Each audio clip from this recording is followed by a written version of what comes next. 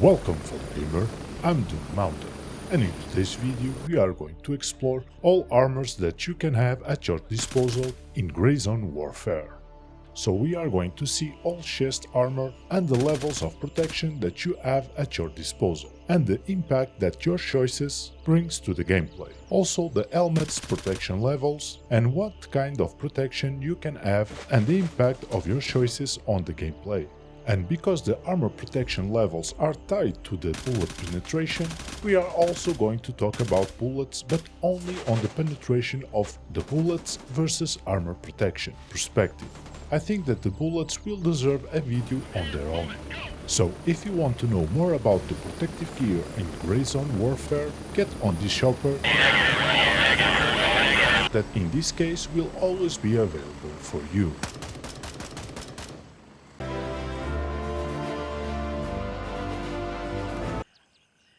Let's first talk about some of the not too well known details about armor. Durability. All body armor degrades as you get shot by bullets or stab on your armor. But even that you have your armor chest, for example, at 50% damage, it will still protect you. Only when the armor is broken, then the chest armor will no longer offer you any protection whatsoever. But for the moment there's an open discussion on the community, that some people say that the more your armor is damaged, that increases the probability that your armor lets bullets pass through, even if it is a bullet that should not pass through. But for the moment, no one really has the right answer. But what we know for sure is that the piercing capabilities of the bullet are not the only factor for the bullet penetrating the armor. The distance will also have a huge impact on the bullet penetration. For example, if you have a bullet capable of penetrating the opponent's armor, but you are too far away, the bullet will not penetrate your enemy's armor. The farthest away your target is, more of the bullet's velocity and penetrating power it will lose. The weight. You have also to be careful on picking your chest armor, because all chest armors and helmets have a designated weight that you can see on the item itself. And more weight you add on your character, you will also lose the stamina bar quicker when running. And normally it will also have a harder time to restore the stamina bar. You can always use stimulants to increase stamina regen, but it's a point to consider when choosing your protective gear. Mag pockets. Another interesting fact to consider when choosing your protective gear is the available slots that you can have or not on your chest armor.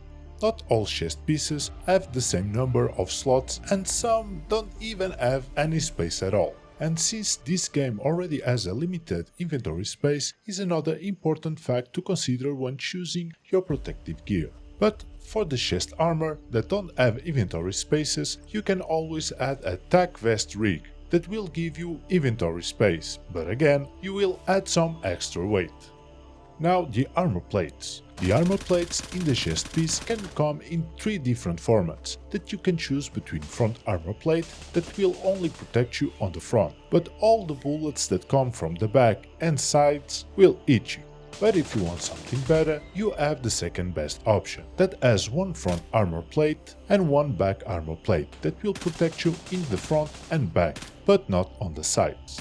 And the final and the most protective vest is the vest with the front, back and side armor plates that will give you protection in a 360 degrees angle. To see how many plates your chest piece has, you just have to inspect your chest armor. That will open a new window, and in the left upper corner you will see how many plates your chest armor has. You will notice that is written FBS. F for front, B for back and S for sides. If the image is in white, it means that you have that armor plate on your chest piece. If not and is in black, it means that you don't have the armor plate.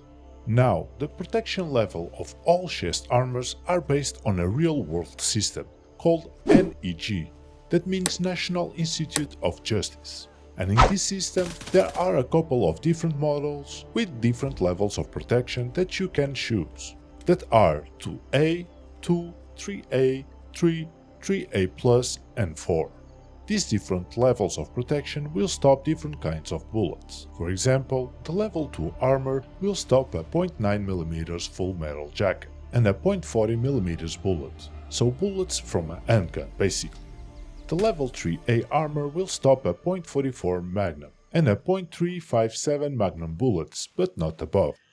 The level 3 will stop a 5.56 x 45 bullets and a 7.62 x 51 bullets, but not above.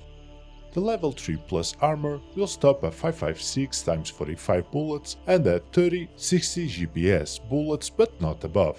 And finally, the level 4 armor will stop 30-60 M2 AP, so basically one of the most powerful bullets in the market. Like I said before, the bullet system is a complex and unfinished system in the game and deserves a video on their own. And I said unfinished system because some of the bullets in grayzone are not working as intended. But I'm sure that the devs are working on it and trying to change the bullet system. But for now, for you to understand how the armor system works, it will be enough. Now, you still have the helmets that, like the chest armor, they have the same NIJ protection level system, so they should work and have the same level of protection as the chest armor, and protect you against the same type of projectiles.